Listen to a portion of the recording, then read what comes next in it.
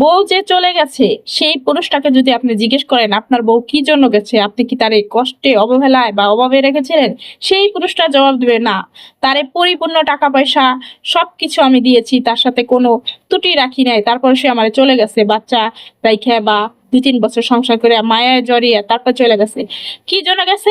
তৃতীয় ব্যক্তির জন্য, কারোর সাথে পরকীয়া হয়েছে, সম্পর্ক হয়েছে, তখন থেকে জামাইরে আর ভালো লাগে না, এজন্য গেছে। তো নারী কোনো সময় টাকা পয়সা বা ধন দৌলত এসবের লোভ করে যে একটা মানুষের কাছে থাকে, এটা আসলে সত্যি না।